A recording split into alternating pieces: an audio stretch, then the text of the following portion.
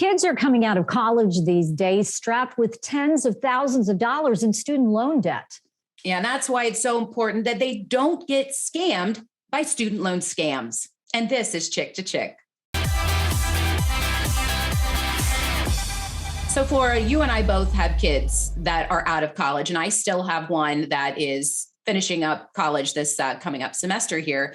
So the student loan thing was always something that's been a hot topic. Now, because of the pandemic, Sam, whatever she had left over, that was for her to pay in her student loan. She's going to have that coming up this spring. Peyton's also going to have to be paying attention to that. And as a parent, I think one of my chief concerns is these kids being taken advantage of scams, because, what we know is that the average of kids coming out of college are in a $40,000 debt space. And so I feel like there's scammers that are just waiting right there to take advantage of kids. It's terrible. It is terrible. I do think it's not just terrible. It's horrible. I mean, it's bad enough that these kids are coming out with these student loan debts. We talked about 40,000. I know a young lady who has $200,000 in student loan debt. I mean, if that's not bad enough, then you've got these folks targeting them with scams to take advantage of them. And it's just a horrible thing. And that's why we felt this podcast was so important, so we could draw attention to this issue and let people know the different signs to look out for to make sure they don't get scammed. Which brings us to our guest today, William Lindsay. He is the Pennsylvania School Services Manager with PHEAA. William, thank you so much for joining us. First of all, what is PHEAA short for? Thank you for having me. And PHEAA stands for the Pennsylvania Higher Education Assistance Agency. Yeah. So these scams are out there. What should consumers be looking for, and how do they know that they're being targeted by a scam? Sure, that's a great question. As you mentioned, the ceiling debt for student loan is pretty high. In addition to the pandemic, many people are actually struggling financially and are looking for ways to minimize or have some sort of financial relief. So what happens in those instances, scammers will directly target these vulnerable and distressed borrowers and find ways to collect money from them to promise a service that they may not be able to fully come through with. So in general, you want to try to just avoid working with a third-party relief agency that wants to collect money or personal information from you to essentially reduce any type of payments that they're promising. Yeah, and I think we should also lay out that there are signs that they can look for, signs of a scam. What are those?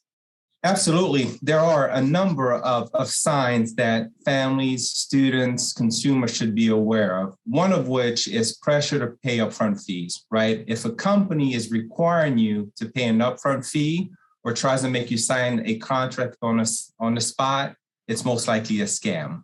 Another sign would be that individuals, are claiming to be affiliated with the Department of Education, right? Or even your loan servicer. So look for typos in web addresses and making sure that you're using official websites that have a .gov address in them. One more, and probably the biggest sign of a scam, is promises of immediate student loan forgiveness or any type of debt cancellation, right? Debt relief companies really don't have the ability to negotiate with a servicer or a creditor to offer specific deals. A lot of these are federal laws that are put into place, and that students really have to meet specific eligibility criteria to be eligible for those. So those are just a few signs that, families, students, and consumers should be aware of. It is so tough because I get these emails, from Amazon or this or whatever, and they look legit. Mm-hmm. And once you start getting into it and you start getting into the weeds, you're like, this didn't come from Amazon. So you really have to pay attention to these emails because they do a really good job of sucking you in and making them look legit. So what can consumers do to protect themselves, especially these kids who I feel, they're very vulnerable. My son's 22, about to turn 23. And, they get the emails and they think it's legit. How can we protect our kids? Sure. And that's a great point. A lot of these scammers find different ways to connect with you, right? As you mentioned, email, text, social media, mailing. First and foremost, be skeptical, right? Scammers often obtain information illegally, and somehow, even though they may have information about your loans, necessarily can't do anything about those. Also, you want to do your due diligence. Check what the programs are being offered. In many cases, they use terminology that may be similar to what the Department of Education has, but some of those programs oftentimes don't exist. The biggest thing that families may want to do is not to share any personal information, right? So if you are getting a call or an email, the best thing to do is to call that number back or ask for a callback number. In most cases, what will happen is the call would hang up or they won't provide that information. So don't share your social security number, credit card information, or any type of passwords to your accounts. Yeah, these people are terribly creative. And I think they comb over sites to be able to find those perfect buzzwords to sound so legitimate. So I'm wondering, do you have any examples you can give us just for people to kind of be on the lookout for? Sure. Right now, and obviously it's a hot topic, public service loan forgiveness. So student loan forgiveness scams in general, right? Companies or individuals claiming that they can reduce or eliminate a student debt, right?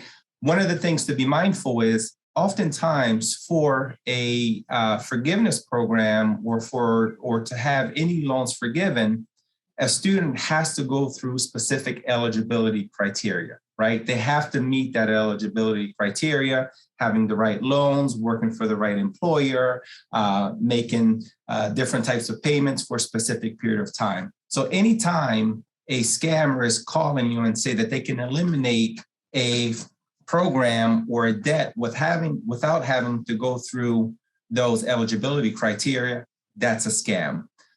Something common, not necessarily tied to loans that we're seeing, are scholarship scams, right? When planning for college or families that are looking to reduce their debt load by applying for scholarship opportunities. So if a family is being promised that if you pay a certain amount of money, we can guarantee you a scholarship, that's most likely a scam, right? A lot of these resources are free to no cost to students and families, and either entities like PHEAA or the Federal Loan Servicer provides a lot of these resources at no cost and are safe ways to get that information. It reminds me of, you get these emails that say, you won the lottery and you pay $300 to claim your lottery prize. It's a scam. It's a scam. If you won the lottery, you won the lottery. And this is the same type situation that you had talked about. Now, at the beginning of the podcast, Carrie had mentioned because of the pandemic, kids have not had to make payments on their student loans. That was supposed to start up again. It's been delayed again. So they really need to be careful. They need to be vigilant. But what should someone do if they do fall victim to one of these scams? What can they do? What's their recourse? Who can they contact? Sure, absolutely. So if a family, unfortunately, has been scammed, there's a couple avenues in which they can address that. First is contacting the Pennsylvania Attorney General's office via phone, or you can actually submit a complaint. Also contacting the CFPB, which is the Consumer Financial Protection Bureau, or even the Federal Trades Commission. And each of those sites offer an opportunity for consumers to provide a claim. The other thing that's equally as important is that those consumers should contact their loan servicer as well, right? And to instruct them to only provide information about their loans to them directly. Because what we've seen are scammers sometimes will get families to complete power of attorney forms or third-party authorizations, which essentially grants them the right to make decisions on behalf of the borrower.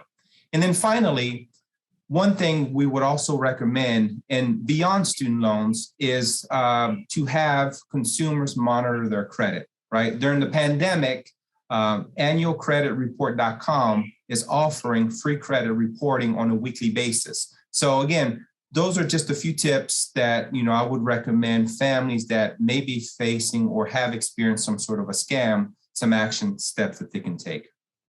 William, great advice. And I really hope that whomever is listening and watching this is going to share it with someone who is coming out of college soon. I think it's been wonderful, eye-opening information. I'm certainly going to pass it along to my kids and be on the lookout as well. Thanks so much for being with us today. Oh, great. Thank you. And it's a pleasure. And as the old saying, says, if it's too good to be true, it is. It is. Correct. All right. William, thank you so much. Great information. Carrie, this is a sore spot with both of us because we both have kids.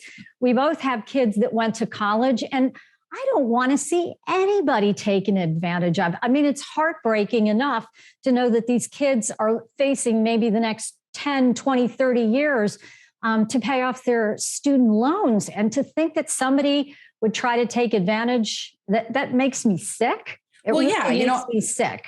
Yeah. And I worry about the kids that might not have a parent who can really intervene and step in. And so this is really powerful information that William provided with us today. And I just hope the kids are listening. They're adults now. You gotta tune in and do the right things. And listen, we appreciate you tuning in. We'll hope that you will come back when we are chirping about another topic.